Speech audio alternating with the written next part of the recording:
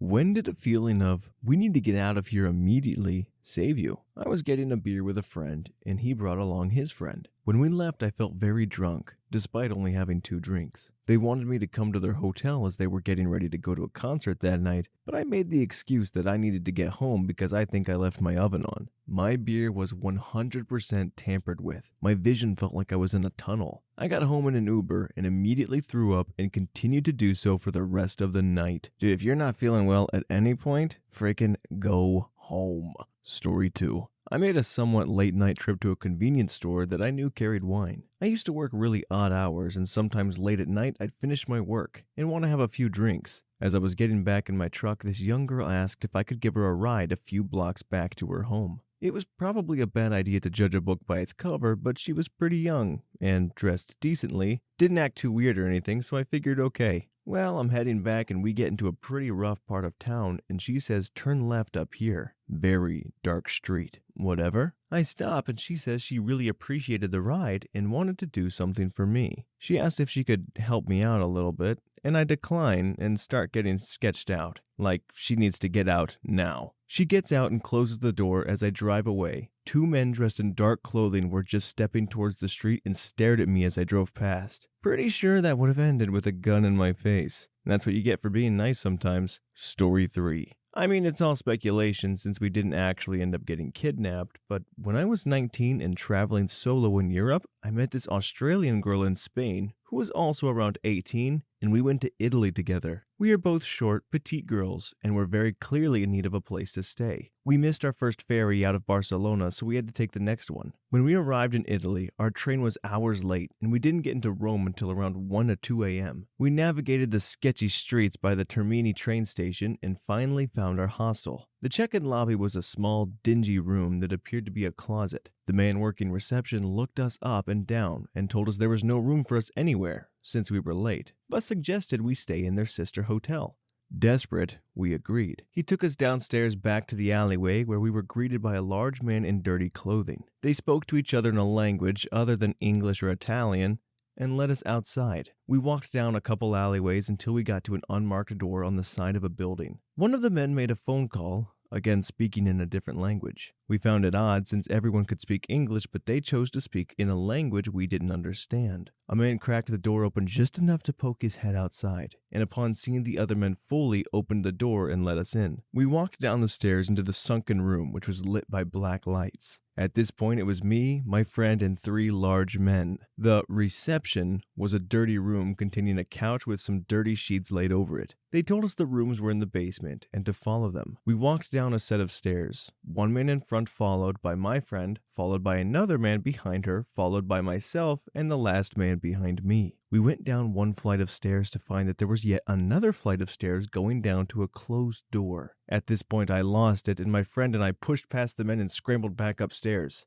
The men kept shouting at us that the rooms were downstairs, but the scenario seemed way too wild. We eventually found an Australian couple on the street who brought us to their expensive hotel where we booked a room. The next day we searched the internet for the sister hotel they brought us to. Can't remember the name they gave us. We found the hostel online, but it was very clear that this wasn't where they brought us. The hostel boasted beautiful views of the city, so clearly a few levels above ground, and was immaculate. We were definitely in some weird blacklit dirty basement. We thought for sure that we were going to get kidnapped and sold into the trade that night. Ugh, that many creepy men and different doors and hallways and paths and locations, and then they make you walk down several flights of stairs? I mean, the cardio alone is scary enough, but good God, glad you got out of there. Story 4. A friend and I had just seen a midnight movie. It was about 2:30 a.m. when I pulled into a gas station to grab a yoo-hoo. I grabbed the bottle, turned around, and saw 3 men enter the store together. 1 waited by the doors. 1 stood near the register looking at chips. And the 3rd was crouched down with his back to the employee door so the cashier wouldn't see him through the square window in the door. They all look at me at once and then try to ignore me, acting like they're just casually positioned around the cashier and door. I walk up, put my yoo-hoo on the counter. The cashier turns the scanner and basically tells me with his eyes, "You do it." I bring myself up, drop money on the counter, and walk as normally as I could past the man by the door and out to my car at what seemed like the furthest pump from the store. I sit down, throw my yoo-hoo at my buddy, and hit the emergency button in my car that calls 911. I connect with dispatch and report a possible robbery. A mile or two later, I see a cop car flying down the street in the direction we just came. I called non-emergency the next day to ask what happened, and they said the men fled after I left, and the cashier told the police he knew he was about to get robbed too, and to thank me for calling the police. That felt good. What didn't feel good was my buddy, in all his nervousness about what was unfolding as he was listening to me recount everything to dispatch. Thought I just gave him a random yoo-hoo and chugged that thing down like a starving infant with a bottle. Edit. Lots of people asking what yoo-hoo is. It's a drink in the US that tastes like watery chocolate milk. But shut up, it's delicious. Also, people asking about what kind of car I had with the emergency button. It was a 2002 Chevy. The service is called OnStar and came/comes standard on tons of GM cars. I currently drive a 2020 Subaru and it has the same thing, only it's called Starlink. Story 5. I was about 11 or 12 years old at a neighbor's house. The sun had already set. It wasn't completely dark yet, but it was close and there was less light by the second. We were sitting on the lawn because we loved watching the sky turn from day to night, just talking and giggling and carrying on as little girls do. A truck drove up our street, slower than usual, but not suspiciously slow. Still, I felt my guts sink in for some reason. I didn't understand. A couple minutes later, it passed by again, and then again after another few minutes, though not quite as slow this time. I was 100% positive it was the same truck, so I watched it drive away and noticed it started slowing down. I told her to get up, and when the truck made another U-turn and started heading towards us again, I told her to run and hide. I don't know if she realized what she was hiding from, but we ended up splitting in two directions. She dove behind a bush, and I crouched behind an old car parked in their driveway. We could see each other, and I had a clear shot to the door if I needed to dart in to get a parent, but we heard the truck roll up and stop in front of her house. Someone got out of the truck and started calling for us.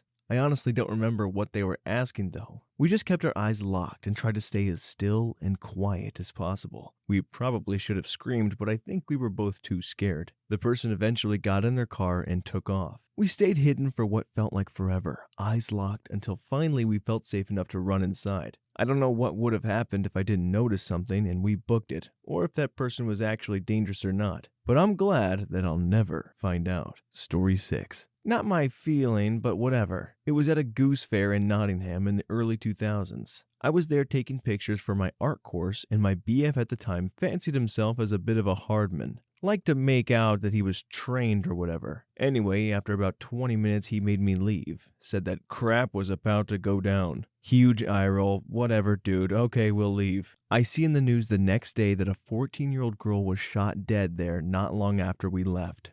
I don't know what kind of training he had, like the fact that she had to eye roll and kind of, write it off, but clearly whatever his intel was, it was good. Yay, that sucks. Story 7. I was at a house party in high school and things were getting very rowdy. Tons of people just trashing the place, and I just had a bad feeling. Told my friends we should leave, but none of them would listen. I remember going out to my car, and as soon as I got in, the cops pulled up.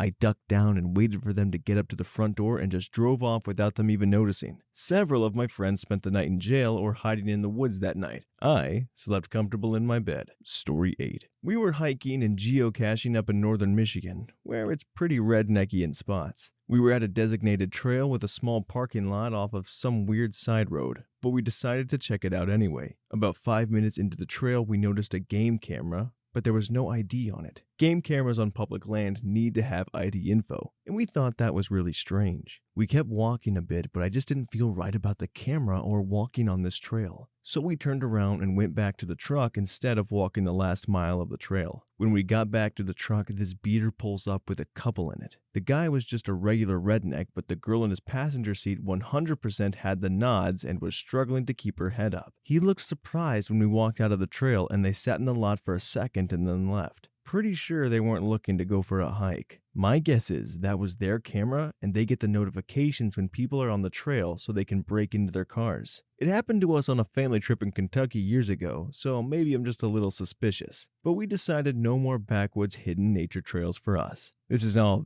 very off-putting, but I like the idea of someone just saying they're pretty regular redneck. How does someone look regularly rednecky? Story 9. A couple years ago, I was walking home from the bar at 1 a.m. I'm a young woman in her 20s, so this was instantly stupid. But I wanted to save money avoiding an Uber and also drunk, so I wasn't thinking straight. I'm walking down a main but dark street, and then a pickup truck driving by slows down next to me. Two men look at me, and the passenger asks, "Hey, you need a ride somewhere?" I lie and say, "No thanks," because I'm expecting one in a moment. They said all right and drove off. I watched them drive down the street, and then a ways down, I saw their brake lights light up. There was no stop sign or stoplight, so I just assumed the worst and thought, I've got to get out of here. I ran into a tiny parking lot to my right and hid behind an outdoor vending machine. Moments later, the two men pulled into the lot and circled it, clearly looking for me. When they couldn't find me, they drove away. I waited a few moments until I decided to call an Uber. Yeah, definitely not the brightest choice there. That just goes to show the power of alcohol, okay? And even as an adult man, don't walk home at night, okay? It's a lot of gross, dangerous people. So, spend the dimes. Get an Uber. Story 10. When I was 17, I used to go jogging early in the mornings. My then BF lived about 7 blocks down the road, so I jogged to his house. Then we'd loop around a park together before heading back to our respective homes. I started noticing a guy sitting in his car in the park, watching us run. After a week of this, I'd see the same guy along my jogging route, close to my house. In addition to him being at the park, he'd sit in his car and watch me run, drive to the park, then watch me some more. My BF thought I was being paranoid about it all. One morning, it was really foggy out. I started to cross the street, and as I was almost across, someone turned their headlights on bright and it blinded me. Instead of going forward, I stopped and started walking backwards, towards my house. As my eyes adjusted, I could see that the man who'd been watching me was standing next to his car with the trunk popped open. I noped out of there and went home. I never jogged there again. I reported it to the police. My BF's stepdad insisted, but they didn't seem to care. 2 years later, a 16-year-old girl was kidnapped, stuffed into a trunk, then driven out to the countryside. She was beaten, essayed, and then left there. By the description of the man in the car, I knew it was done by the same guy who watched me jog. They never caught him. This is all very horrible, and just one of the many reasons I do not exercise. Story 11. Up in the woods about 2 a.m., having a very large bonfire in midwinter. There were probably 7 or 8 feet of snow where it wasn't packed, and my friend and I were the only two sober. After about 45 minutes, we both looked at each other at the same time and went, something is wrong. Neither of us could quite explain it because we hadn't seen anything, but we knew there were animals in the woods. Grizzlies, wolves, and bobcats are all known to be there, but generally leave larger groups and fires alone. We managed to convince the roughly 15 drunk guys to head back to the trucks a mile away, as a group, knowing at least the sober friend had a gun on her and could use it. We got everyone into vehicles and everyone shipped back to town eventually. When the guys who didn't believe us went back out in the morning to check that everything was cleaned up and found the tracks of a pack of wolves that had been circling the clearing. Story 12. This was back in 2019. I was in college and there was a really nice guy in one of my classes. A week or two in, we had to work together on a small project, and I was pretty excited about the opportunity to get to know him. After speaking to him, though, I got a really bad vibe from him, but nothing specific that I could put my finger on. I lost all attraction to him, and I knew that I should keep my distance. He approached me a couple of times after the project, but I made sure to be pretty cool and distant, though still polite. A month or two later, same semester, our professor, Mr. Baldwin, announced that the guy had been arrested for murdering somebody he had been dating. A month or two later, same semester, our professor, Mr. Baldwin, announced that the guy had been arrested for killing a girl he had been dating, another student in our college, and apparently it was an extremely brutal one. He gave us the number of the detective investigating the case in case we had any info to share. Talk about trusting your instincts. I mean, she had nothing to go on. She literally said she couldn't put her finger on it, but just... Story 13. This story is thanks to my mom's intuition. When my brother and I were young, maybe 10 and 7 respectively, our family was spending some time over the summer with my aunt in Central Florida. My mom had taken us for a trip to a super Walmart, and we came out with a shopping cart completely full of stuff for the couple of weeks we were planning to be there. My brother and I were goofing around on our walk back to the van while my mom navigated the cart, when suddenly she said, "Get to the car, now." in a tone of voice that I hadn't quite heard before, which warranted zero argument from us kids. We quickly crossed the concrete median between parking aisles. We were one over, as she unlocked the van for us to get in, and we waited. She caught up for a few seconds later and loaded everything herself and got in. She called our dad, on our nextel, lol, immediately as she peeled out and told him that she noticed a particular car with two men in it pass by us when we were initially walking towards/into the store, which for some reason gave her very bad vibes. And sure enough, they had waited and began following us down the lot as we exited the store with a giant cart full of stuff and headed to our vehicle. My dad then called the police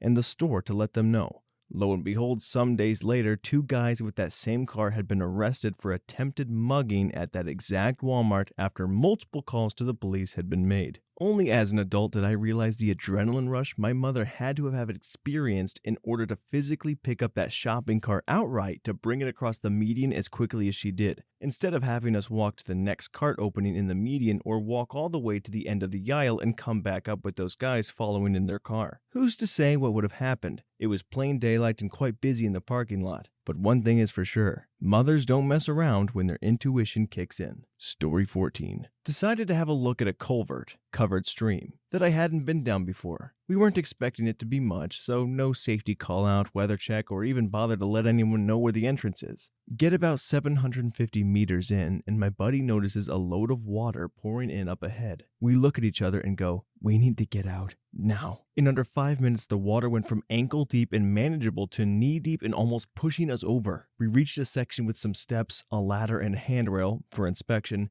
and managed to push the lid off with the water getting deeper every minute. If that ladder had been 10 meters further, we might not have made it. If we'd have slipped, dead. When we got out, it was raining gently. We were soaking wet and just looked at each other with that, oh no, look. A bit more above ground exploring and we worked out that the culvert went under a local canal. If we'd have slipped, we'd have ended up in a sump under a canal and likely never made it out. Nobody knew where we were, what was happening, or how to find us. In all likelihood, the only time they'd know where we died is when our corpses got spat out into the nearby river. A combination of stupidity and stupid good luck, I guess. Story 15. Not a get out of here, but a can't leave this like this moment. My GF and I had just picked up a bunch of metal fence posts and stacked them in the back of her car. As we neared being done, I had a flash of panic realizing that the points were aimed right at us if we got in an accident. So I turned the whole pile to be cockeyed so it wouldn't be dead on. On the way home, we hit construction. We stopped at the giant flashing traffic light. The guy behind us didn't. We got rear-ended by an SUV doing 60 plus.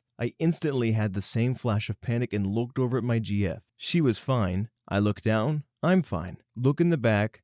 The fence posts are firmly wedged into the sides of the car after being slammed forward by the rear end crumpling. Story 16. Took my friend out for a drink. First time she had been out since having her daughter 12 weeks earlier. Had a round, then I went to the restroom. Came back to find her having shots at a table with this random dude. Random dude looked at me and I felt flayed alive. Nothing in his eyes but malice. I grabbed my friend's hand and said loudly, "We are leaving now." We left immediately. I went back the next day to pay the tab we walked out on, and the bartender told me that same man was arrested for attacking a woman outside of the bar. Story 17. I was walking home from 6th form one day and saw a car following me along the street. I was about 17. Edit. Misremembered my age. Got a really bad feeling, so I hopped on the next bus with a plan to change directions and head home at the bus depot down the road. On the bus, I got a text from a guy who'd stalked me for years on and off, with a picture of my school taken just then and the names and addresses of 2 of my friends. I freaked. Finally told my parents what was happening. Reported it to the police. He'd driven over 100 miles to try and grab me and my friend and had just missed us because I hopped on the bus and she had gone home early. He got 2.5 years in prison, suspended with orders not to contact any of the girls involved, immediately broke that order and got another 5 years on top. I'm really glad I got on that bus. And people crap on public transportation. Sometimes it's the difference between living and dying. But seriously, how freaky is this guy? He stalked me for years on and off? God.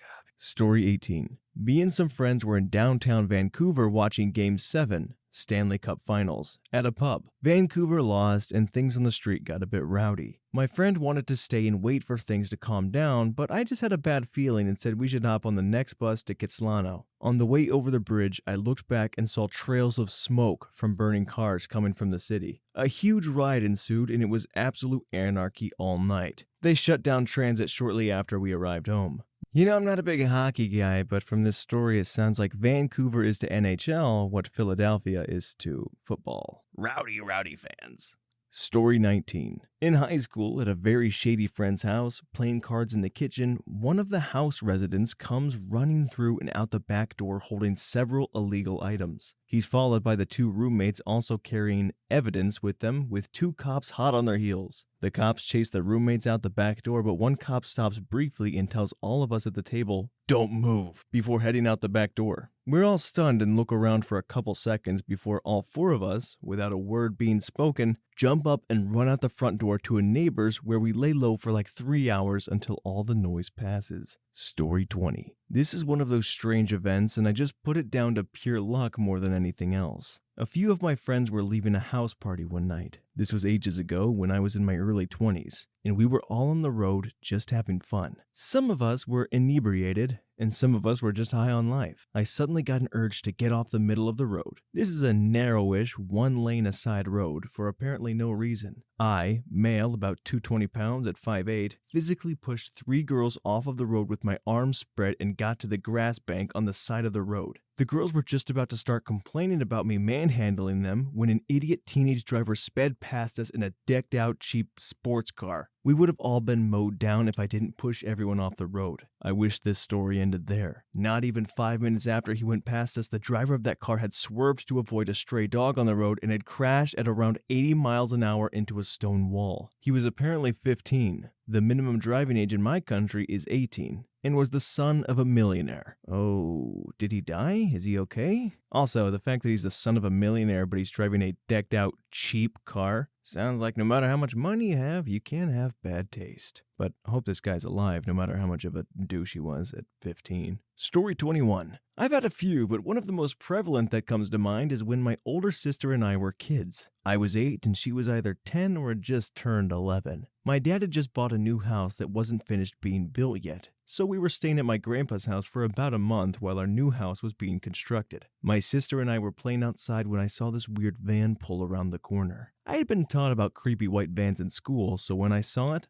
I paid attention and took in the details. Everything except the windshield was tinted. The driver saw us and started to speed up, and I just told my sister we need to get inside. Right as my sister got up, I looked back at the van and saw a guy open the side sliding door and stare straight at us. We made it inside and locked the door. I peeked through the window and saw the van go slowly by while the guy who opened the door was scanning the yard. I told my mom when she got home about an hour later, and while she said we were right to play it safe, and we always should, I heard her tell my dad later that it was probably nothing and we'd let our imagination scare us. It was a new place in a neighborhood we weren't comfortable in, so that must be it, according to my mom. The next morning, my grandpa woke me and my sister up and told us that there were cops down the street and that a little girl had been abducted, and the police wanted us to tell them about the van we saw. Security cameras from the couple houses down saw the van too, and my grandpa's next door neighbor also had a security camera that showed the van drive by with the side door open and a guy hanging out and looking in our yard. We moved into our new house before we got an update, but my grandpa went to church with the couple whose daughter had been abducted. The van was found, along with the clothes the daughter had been wearing. Her body was found in the wetlands a few months later. If we hadn't trusted my gut, that would have been my sister and I. I'm going to be honest with you, I hate reading these stories sometimes. Story 22. This story starts like that, but then ends up the opposite. I was on a bus in Romford, UK, and this guy was wasted, talking to everyone and being weird. My mates had a feeling things were getting dangerous, but I didn't feel it. We got off. Here's where the story goes bad, because at 18, I was an idiot. As the bus pulled away, I shouted something dumb at it. Imagine bus wanker, but pre the in-betweeners, so probably not that good. The bus was moving, and suddenly the fire exit door at the back of the bus flew open and the drunk rolled out the door, hit the ground, and started running towards us holding something. I can't remember if it was anything dangerous or if it just looked dangerous. In his hand, all red-faced and angry. We scattered in different directions. I joined a queue to pretend I was going into a club. Some guys went down an alleyway. The drunk went around the street shouting for us, me, to come out and face him, and even approached the queue I was in, searching it like something out of Jurassic Park. I kept quiet, and after what seemed like forever, he turned and walked off down the road towards where the bus had been to see if we were there. All of my friends were understandably furious with me when we caught up at our destination. The two that went down the dead-end alleyway were convinced he was going to unalive them if he found them. Nearly 20 years on, they still rib me about my lack of awareness and how ridiculously dumb I was. We got very lucky. Story 23. My mom's bad feeling might have saved me as an infant. She was walking with me in a stroller down her suburban neighborhood street. She says she started to feel a tingling feeling like she was being watched. So she decided to turn around and head back home. A few streets later, she noticed a car driving slowly behind her. The driver, a man, staring at her and me. She starts walking a bit faster and notices he drives a bit faster to keep up, so she gets really scared. Before she can start running, this is the 90s and she didn't have a cell phone, he rolls down the window and tells her to not run or stop because she's being stalked by a coyote. He saw her safely to our doorstep and then pointed out the coyote, who had followed us half a mile and looked ragged and desperate. It had been slipping from brush to brush looking for an opening. So glad for her intuition and the stranger's help. Story 24. I had passed Amy Bishop,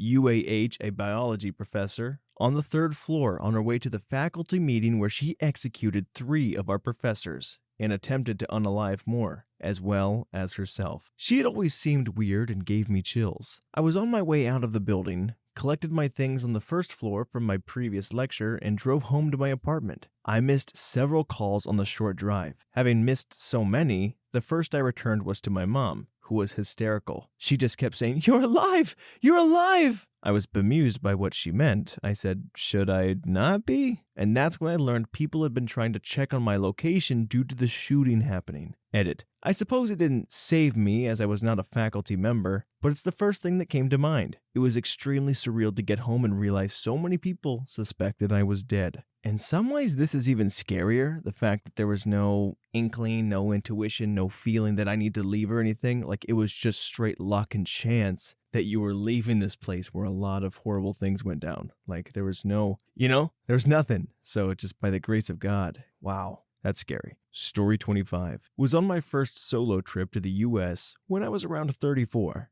Male and straight. Stayed in a fairly remote Texan campsite and decided to go for a little trek. End up hitting a parking bay. It was about 4 to 5 p.m. and nobody else around. Then some guy in his mid-40s rolls up in a van, starts talking. All seemed normal enough until he asks if I want to go for a ride and a smoke with him. I politely declined. Then he said a bug went down my top. Without realizing, I lifted it, and then he commented on having nice chest hair. Said I need to get back to my group and started walking in the opposite direction. Dude then starts reversing and getting a bit aggressive and insisting we go for a ride. I just got straight back to the trail and started running. No idea if he was just some strange friendly guy, a potential thief, or serial killer, or serial SAer, or if I accidentally stumbled into a meetup place for gay men. Glad I didn't stick around to find out anyway. Story 26. When I was 14 or 15, we had a class trip to a well-known beach a couple of states away for a long weekend. One night I was walking with 3 other girls down the main part of the city and a man approached us. Asked if we liked tattoos. We all said yes and we would love to get one, but that we weren't old enough. He said,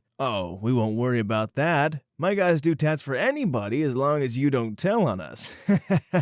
And dropped a wink. That's when I started feeling a little leery. He led us down an alley to a little hole-in-the-wall place with a big metal door. When he opened the door, there were about 5 guys in there with no light except for a little red one. My whole being said, "Get the F out now." I screamed, "Run!" And I ran until I got back to the hotel. I'm ashamed I never even looked for the other girls until the next day. A few days later, our class was shown a newspaper article that showed the guy that approached us along with several other men. They were arrested in connection with a trafficking ring. Our 14 to 15-year-old selves were almost trafficked. Yeesh. Story 27. This was my mother's feeling, but it saved our lives. My brother and I were kids and lived just outside of an air base. We had an appointment to see the on-base doctor, so we were driving on our way there. My mom got a very bad, very sick to her stomach feeling and turned around and left. She said she had a bad dream the night before about us getting shot at the hospital and couldn't get it out of her head. That afternoon, a shooter murdered a bunch of people at that facility we were going to. He was shot dead by the police, I believe. Had we gone in, all three of us would probably be dead. I do not mess around when my mom has had bad dreams anymore.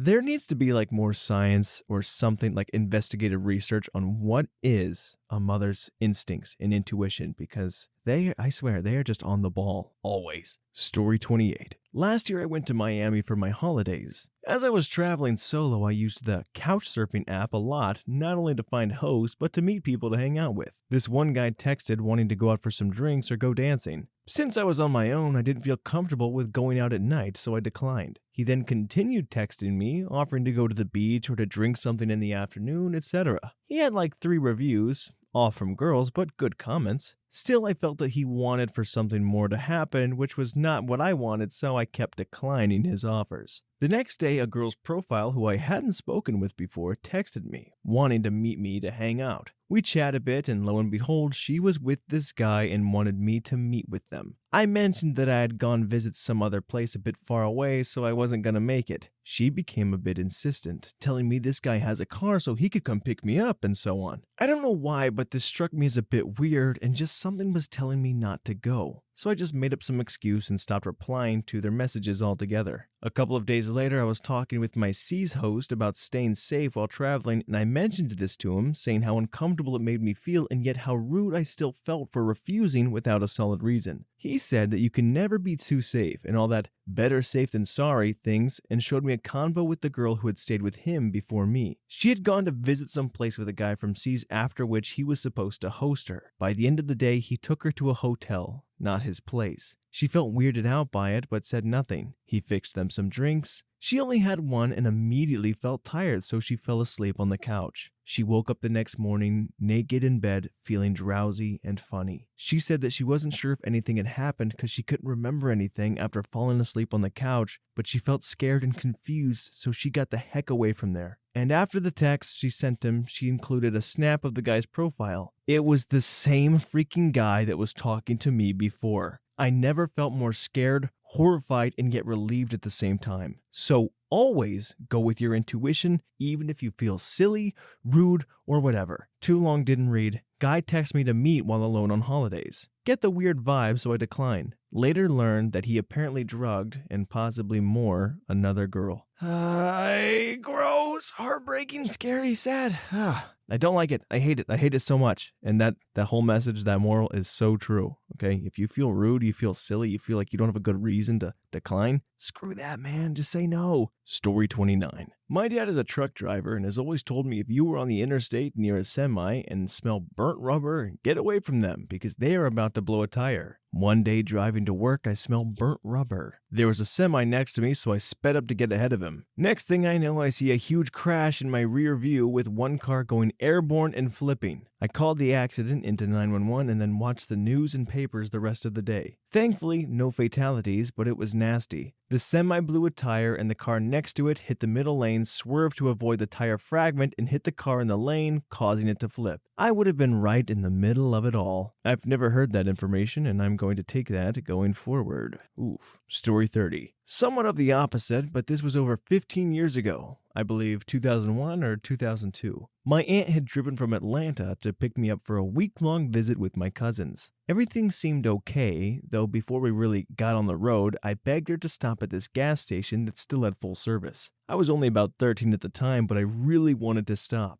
It started to rain really hard while we were there, and I begged her to stay until she could see the road better. It only rained for about 6 to 7 minutes, and we were on our way. About 10 miles up the road, we hit the small town of Abbeville, AL. We saw smoke in the air, which alerted us to slow down. We pulled up to the only major intersection of the town to see it was completely leveled. There were road guards wrapped perfectly around the trees. A long-standing factory was now reduced to rubble. Gas stations were gone as well as the high school. We called 911. The dispatcher had us sit tight and look for anyone in trouble. She informed us that about 10 minutes prior to our call, a tornado had ran through and torn the town apart. What's scary to me was that there was no alarm or siren. The fact that we had made it there before any EMS always stuck with me because it could have been us too. Story 31. Me and a buddy were hanging out with these two girls we met at a bar. They invite us back to their place where we meet up with a bunch more people. As the night goes on, the party winds down and a few people leave. Then one of the girls starts talking about having an orgy, and all of a sudden the other girl is like, "F yeah, let's do it!" Even in my drunken state, I still had the wherewithal to look around and count. At this point in the night, there's 9 guys, including myself and 2 women. No matter how you divide that up, there's just a bit too much going on here. I decided it was time to go, but my buddy Tim was like, "Nah man, I'm gonna see how this goes." Tim essentially got excluded from the orgy and got to watch a bunch of dudes messing around while these 2 chicks went back and forth, giving them some relations.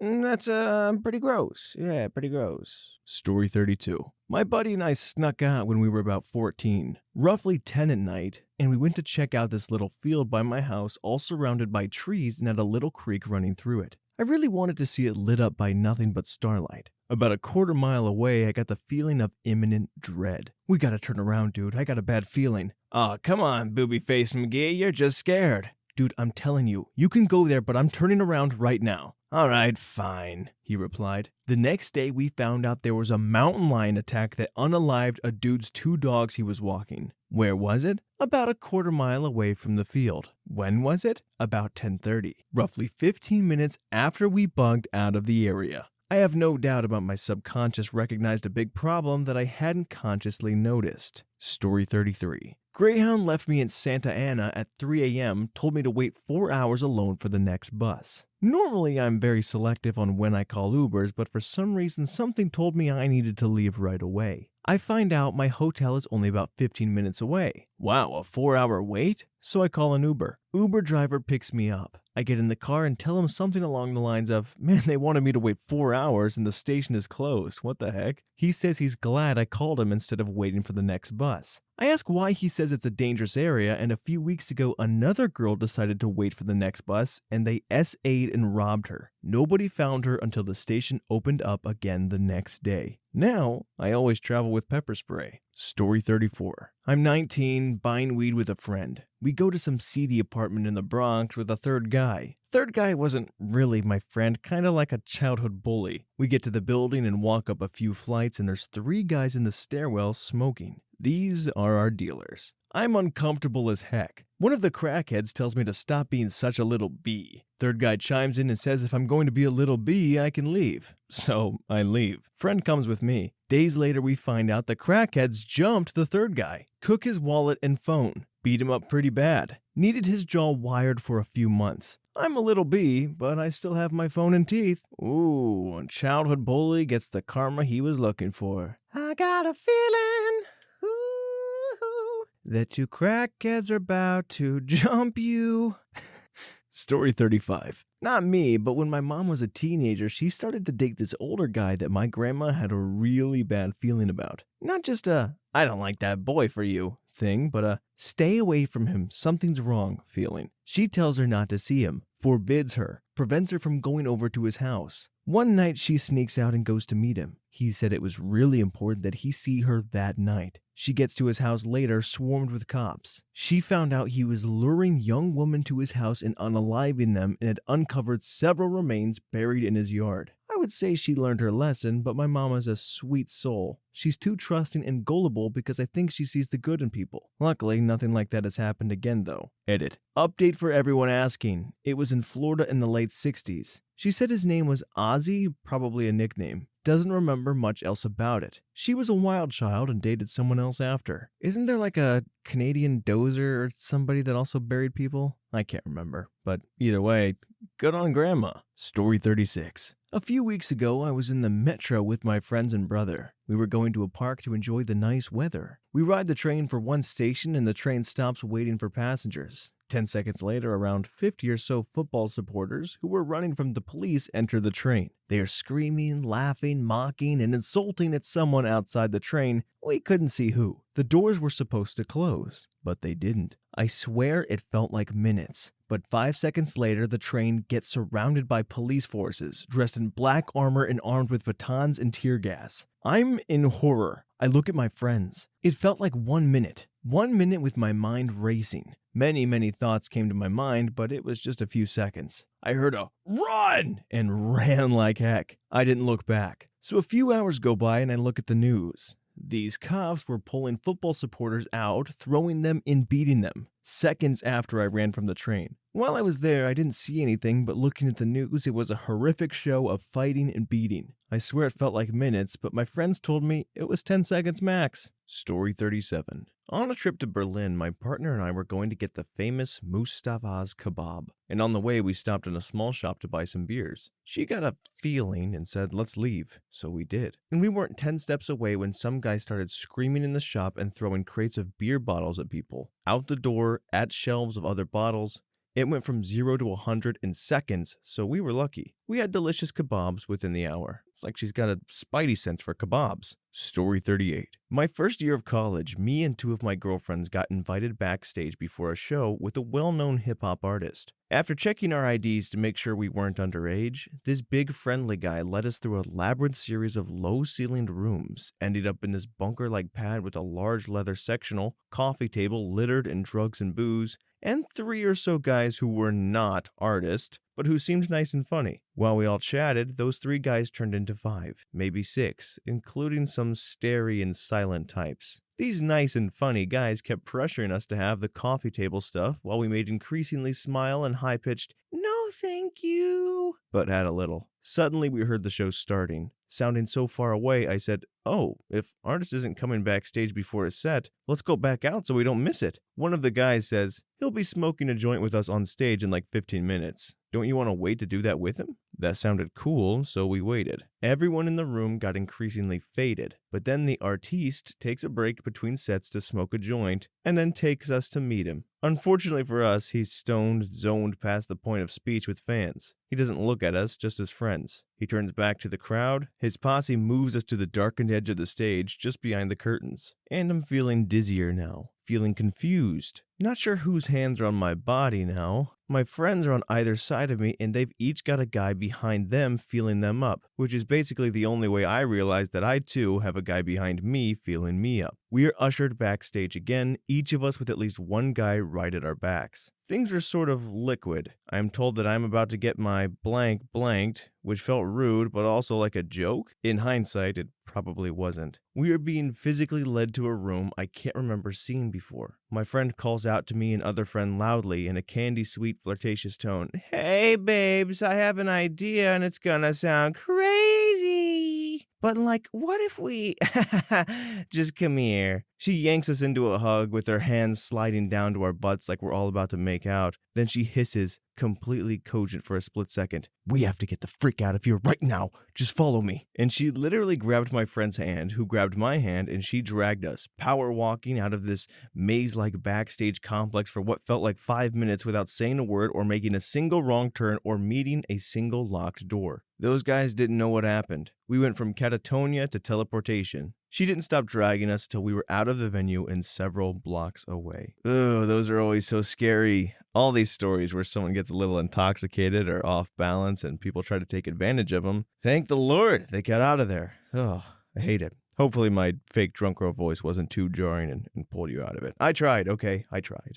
Story 39. My then teenage son was hanging out with a bad crowd. The overprivileged, undersupervised. They were up to no good. I suspected and I worried about him. Split custody and different parenting styles made it impossible to completely curtail his association with the group. After most of a year, my son suddenly began pulling back from these guys. No reason given, just cold turkey. A month later, his buddies were arrested for shoplifting. Cops searched the car and found some drugs and automatic weapons. Son saw where this was heading and pulled back in time. He is now a veterinarian and has a wife and a toddler. Oh, and no criminal record. Story 40. Around 1 a.m., smoking weed with two friends under a small bridge behind some pillars with no houses around for like 50 meters. Saw a group of guys talking to each other around 30 meters away from us. They split up and one part of the group circled behind us. Told my friend we have to get out of here right away and started running. Looked behind us and saw the two groups come racing on their bicycles and stop at the pillars. Can never be sure what would have happened, but doubt they were just gonna ask for a smoke. Story 41. I was working as part of a BA team in a house fire. We were in the converted roof space, which was being used for a bedroom. We were standing in the doorway as the heat from the fire was strong and stopping us from progressing further. As we sat in the doorway, I just came over feeling very unwell. Something wasn't sitting right with me and I was feeling very sick. I said to my partner, "Let's get out of here." As we were going down the stairs, we overheard the evacuation whistle. We dropped everything and bolted out of the house in the time as the roof collapsed in and crushed the first and second floor beneath it,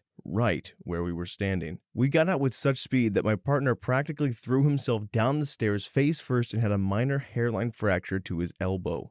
Story 42. I got my wisdom teeth pulled when I was 17. My mother didn't bother to pick me up, so I had to wait for the bus while on painkillers with a mouth full of bloody gauze. Something felt wrong, but my head was fuzzy and I couldn't focus. After about 10 minutes, a group of 3 guys walked up to me and started trying to convince me to leave with them.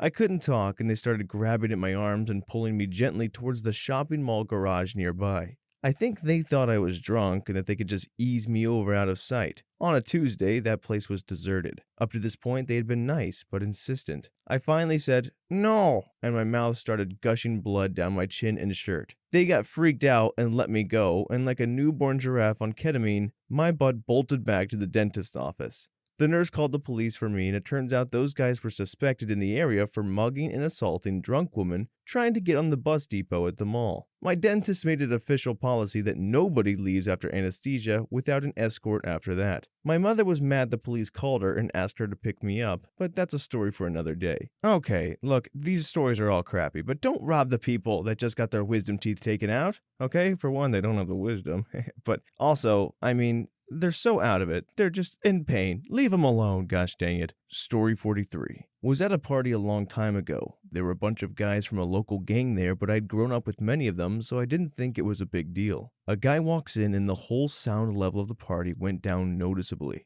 I didn't know the guy or what was going on, but everyone all of a sudden looked super nervous and uncomfortable. The guy who walked in didn't seem to notice or maybe care at all and walked around talking to people who clearly wanted nothing to do with him or whatever situation was brewing. He walked up to me and started talking. I honestly have no memory of what he said, but I do remember looking over at the gang members who were 100% staring right at me. That is when the feeling hit me and I decided to call it a night and left. Woke up the next morning to over a dozen texts about how that guy had apparently snitched on one of the gang members and they nearly killed him after I left. The part that surprised me more is that for some reason those gang members had also severely beat many people who that guy talked to at the party. I was able to reach out to a couple of them to clear the air that I didn't know the guy or what was going on, but I was told I avoided a very rough night of misunderstandings. I saw the guy several years later working at a food truck of sorts and we talked about what happened. Apparently they did like a ghetto crucifixion, nailing his hands and feet to 2x4s and then beat him with random objects they found around the house. Crazy enough, he's relatively fine now as I understand it. Story 44. Very recently, there was a stabbing next to my work, and I was about to head to the store where the stabbing happened. Something told me not to, when we found it was a random stabbing, so it really could have been me. Also, when I went to the Boston Marathon the year the bombing happened, I was on the way towards the finish line. It was the first time we would have watched from there. My mom and I kept getting distracted on the way, and good thing we did, because when we were close and could see the tents they set up for emergencies, we saw people freaking out and we realized how lucky we were. Story 45. When I got my first car, I was about 16 and incredibly naive. I had went to the local Walmart where a random guy had asked me for a ride. Now, I'm not too keen on giving strangers rides, but he somehow convinced me to take him back to his house, which was on my way to my route anyway. I had this sinking feeling in my gut the entire time he was riding with me. When we finally got to his house, he said, "Don't move. I'll be right back with $40 for the ride." I don't know what made me panic, but I caught a whole wave of "screw this" in my gut. I hopped on a curb in order to get out of the parking lot ASAP, and when I got about 200 or so feet away, I see the dude in my rear view running outside with a gun. I really don't want to know what would have happened, but my butthole puckers every time I think about it. Story 46. 4 of us girls were hanging out on a floating trampoline just offshore on a quiet lake. Late spring/early summer. All of us are from different countries and were relatively new to the area. I looked up at the sky occasionally, noticing the grayish clouds, then had the sudden feeling that we needed to leave ASAP. The rate of the cloud movement triggered my concerns. I simply thought we'd get all our things soaked and then we'd be freezing on our journey home. Weather here is usually benign, but could be chilly. Anyway, luckily we rushed, just barely flagged down a bus. The driver actually stopped for us. Just barely got into the regional train before a downpour of rain started. Then huge pieces of hail started coming down. For a good 30 minutes or so too. Car windows were broken all around us. Some store and house windows too. Train lines were actually blocked by fallen trees and we got stuck for a while, but at least we were indoors during the storm. Actually had to hitchhike home in the end. We would have been in seriously bad shape and freezing cold if we'd still been sitting outside. If I had to guess, this is Ohio. Story 47. I was in our backyard with my son. He was playing on his little playset that sits under a very large, very old tree. It started to rain slightly and get windy. Being from Seattle, I don't normally care if he plays outside in the rain, but I said to my kid, and this is very out of character for me, "We need to go inside now before the wind takes you away." He came inside. Just as the door closed behind him, a branch snapped off the tree and landed on and crushed the playset he had been standing on 3 minutes earlier. If he'd still been there, it would have fallen on his head. Story 48.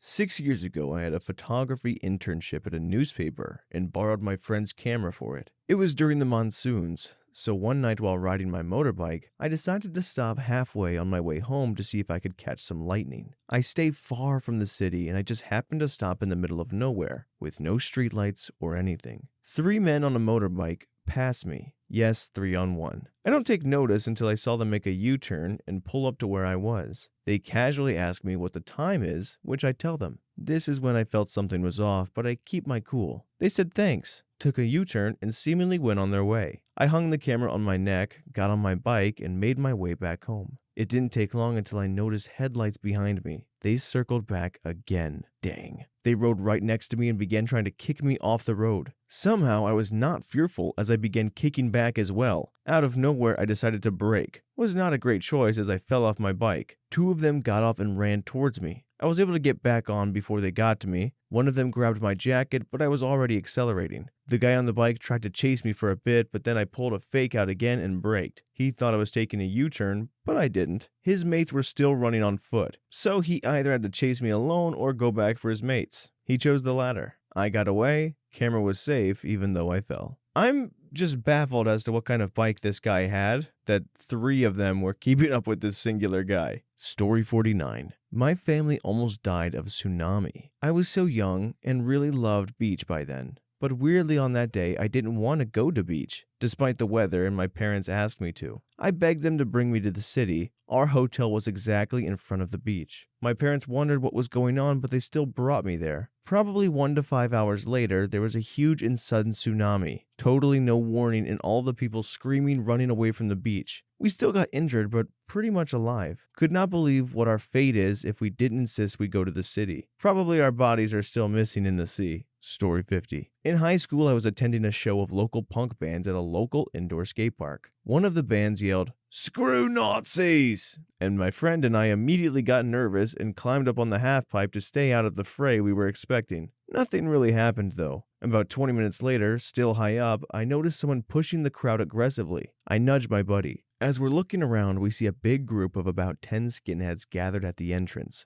We both just knew it was time to bail. At this time, it was a common skinhead tactic to send in a small guy to disrupt and antagonize until someone boiled over. Once the fight started, this big scary skinheads would join the fray and turn it into a melee. It could be dangerous even if you weren't involved. We grabbed the girls we were with and bolted for a side door. As we were leaving, we heard the music stop and shouts and screams start. We didn't look back. We heard later there were a bunch of hospitalizations, including a stab wound. The skate park got in big trouble because the show was clandestine and there was no security. Total crap show. I don't understand why someone yelling "screw Nazis" was a sign that something bad was about to go down. I feel like everybody would be on board and be like, yeah, agreed. I don't know why he's saying that, but, good for him. maybe I just have no survival instincts, because I would have stuck around. Story 51. In my 20s, my brothers and a couple of friends were traveling through Europe. We were on a boat headed for Riga. It was an overnight boat, so we had sleeping accommodations. We were all nerds, so of course, rather than being in the bar or the casino, we're exploring the boat, because we want to see cool boat crap. Problem with exploring a boat late at night in certain parts of the world, however, me and my buddy are walking down the halls on one of the lower levels. A couple of the employees had barked at us in Finnish, I think, to get upstairs. We were too far down, but they were too busy to care that much. After a few turns, I just couldn't help but get the impression we were being followed. Boat had Wi-Fi, surprisingly, so I texted my brothers to meet us at a certain point and told my friend to stop talking. Figured 90% chance if we were being followed, it's because they thought we were American. Meet up with my brothers, quick motion of the eyes and a barely passable sentence in French clues them in. My brothers were fluent in French and Spanish, but I wasn't. One of my brothers spoke German, and so did I. So I continue very loudly in German. Start braggadooshing about football and Bayam with my brother, following along as we meander back upstairs and get our butts back to our cabin. Next morning, everyone getting off of the boat is detained and interviewed by Latvian police. Turns out a Russian gang had been mugging people all night in various parts of the ships, and one of the altercations got violent, with a victim being stabbed. Majority of the victims were Brits and Americans. I'd never really felt a "I need to leave" instinct before, and I still attest that it could have been purely coincidence. But I'm not going to argue against that feeling either. There was no downside to leaving and going to bed, and many possible downsides from lurking around there. Story 52. I can't remember the exact year, but it's gotta be around 05. I was newly married and my husband had an accounting job he had to do in Las Vegas, so his firm put him up in a suite over the holidays, which meant that he had to be in Las Vegas for New Year's. That year, there was an event planned for the Strep weather. Was going on to be a lot of fireworks for the countdown, kind of like a Las Vegas version of the Times Square on steroids. So we went down there a little before midnight. The show was good, but just before the countdown, they started closing casino floors and locking the doors on the Strip. I guess they didn't want the crowds filing back in.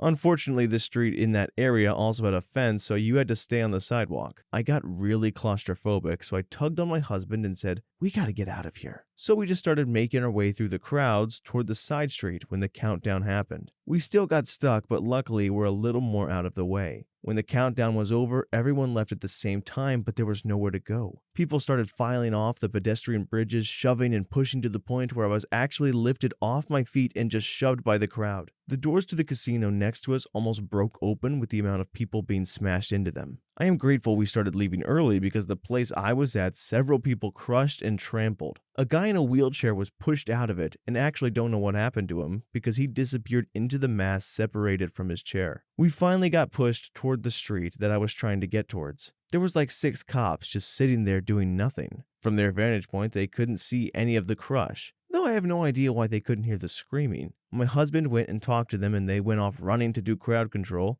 Later found out several people got injured. Never did find out what happened to that handicap guy. We were so amped up on adrenaline that we decided to just cut out early and drive home that night. Story 53. When my parents first married, I'm pretty sure my brother was little. My dad was coming back from Hong Kong and they had spoken on a payphone before he was to fly back. He never showed up. And in the news, his flight had crashed in the middle of the ocean. No survivors. My mom was hysterical. A few hours later, my dad comes walking through the door. He said he got to the plane and they were closing the door. He saw it as a sign and felt weird about it and decided to get on the next one. My dad's not that superstitious, so that was a big deal for him. He didn't feel the need to call again because it was only a couple hours. He wasn't aware of the crash. Holy crap. I hope I have some sort of instincts like this that I can trust one day. I mean, I hope I'm never in a position that I need to use them, but if they ever arrived, I hope I don't just write it off. Story 54. I hope that I'm not late, but one day I was taking a hot bath as I love to do when I was laying down in the tub chilling. I started to feel so relaxed that I was slowly getting sleepy. Pretty normal thing in a hot bath, but then I remembered that a water heater fueled by gas installation was acting weird for a couple of days. I got scared because I realized I could get carbon monoxide poisoning. I tried to get off the bathtub, but I just fell down on the floor. I crawled naked out of the bathroom and took a deep breath of the fresh air. The next couple of days I couldn't move out of my bed because of an extreme headache, which, as I read later, was one of the symptoms of monoxide poisoning. If I would have fallen asleep there, I would be dead now. Sorry for my inglando and spelling. Stay safe, boys.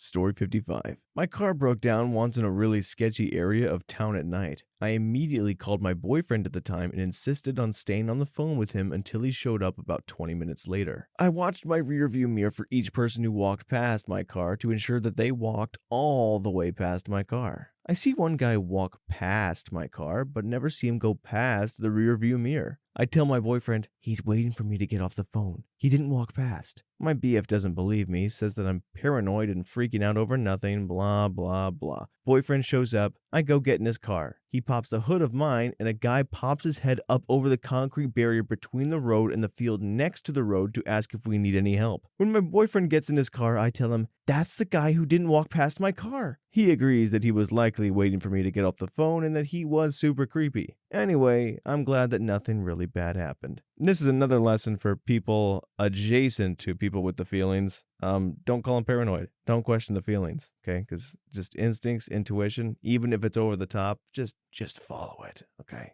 Just don't ever write it off. Story 56. Social worker. I've had a few home visits that have gone as far as getting out of the car and realizing, nope, time to get the frick out of here. Went out once to visit a client that was a single mom with 3 little kids who lived way out in the sticks. Because she'd stopped answering the phone or responding to the other attempts to contact, she had a pretty bad DV history, so I was worried. Got out there and had a feeling something was wrong immediately. Her van was gone, and I knew it had expired tags, plus she had a suspension on her DL. One of the upstairs windows was broken and things were just weird quiet. Got out of the car with my neck hair standing up and had hardly stepped out when my home visit buddy, we don't go out solo for safety reasons, said quietly, "Get back in, man. We need to leave." Once at the end of the driveway, she told me she'd seen a guy that looked like my client's ex ducking back into an outbuilding. I couldn't have seen him from where I was. Had I gone up to the door, he'd have been maybe 10 inches from me. Story 57. My subconscious saved my butt once. Back in the old college days of yore, I was known for disappearing in the middle of nights out. As many young idiots do, I sometimes drank too much and blacked out. When I did, my adult brain said, "Run away." Generally woke up in my own bed with a healthy dose of the fear and possibly missing a shoe. One night this happened, except thing was, I'd only been 2 beers and no drugs. It's hazy, but I remember coming to in a taxi home and vomiting everywhere. Could barely make it to my door. Vomited in the hall and got to bed and passed out. Spoke to roomies the next day and they said I just suddenly became messed up at the start of the night and disappeared. After a housemate told them I'd gotten home so they weren't worried. Found taxi driver's number in my bag, whose taxi I'd vomited all over, and called him to pay the cleaning fine and apologized profusely. And he was incredibly nice. Only charged like 30% of the cleaning fee, as he said he, with vast experience of drunk students, said he knew something wasn't right about my behavior, and said I kept apologizing between pukes and saying, "I'm so sorry, I've only had 2 pints, I swear." Pretty sure someone dosed my drink, and I thank God for my finely honed flight reflex telling me to get the frick out of there. Housemate said some creeper had asked them where I was several times that night. Story 58. Many years ago when I was much younger, I was driving home from the gym. There was a biker off to the side of the road. His Harley had broken down. He asked if I could give him a ride. He was going not too far from my home, so I said sure. We made small talk. He asked if I was afraid of him. I said no, I'm bigger than you, and I work out. He sized me up and said, yeah,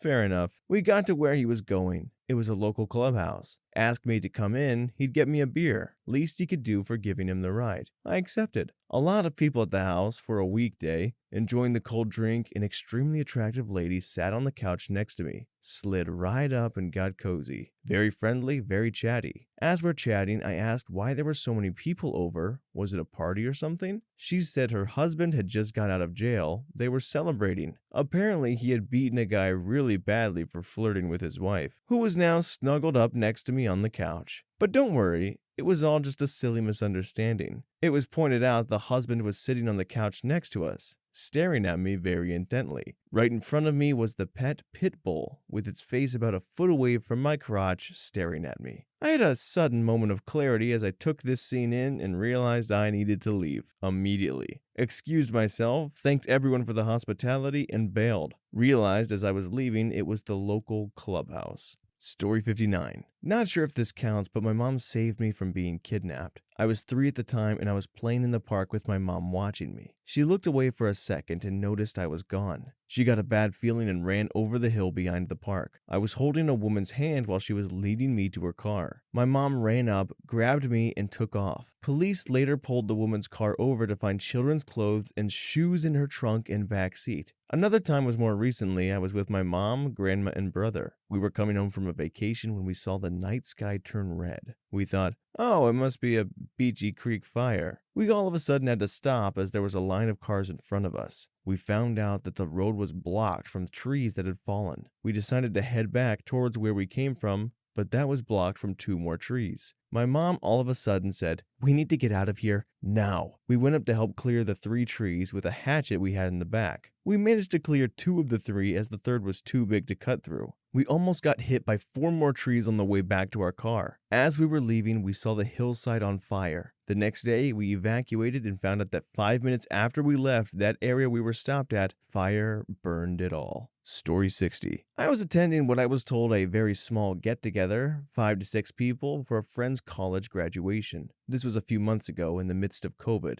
and the party was for my wife and my absolute best friends in the world. We had already been quarantined for close to a month and had negative test results a few days prior to attending. When we got there, 20 minutes early mind you, there were already over 10 people. Nobody had masks on or was social distancing. There was open-top food platters everywhere and one guy was barbecuing for the whole party, also with no mask on. When my friend answered the door, thinking quickly, I interrupted my wife and said, "I'm so sorry we have to do this to you, but on our way here I got called into work. They know we have one car and wouldn't have been able to split up." And we handed over her gift and said goodbye. Few days later, found out everyone at that party tested positive. Story 61. Anytime I'm out at night and a guy starts to catcall me. Edit. I should tell a story. I worked in the city, and this day I got off late at night. I usually feel safe and crap, but this day I thought I should get on the first train that comes, even if it's the one that I need to transfer trains. I usually wait for my train because I hate transferring. I see this group of men near the train stop and they start yelling at me. "Yeah, girl, hurry, you'll miss the train." Or, "You should hang out with us instead of getting on that train." And other crap I'd rather not mention,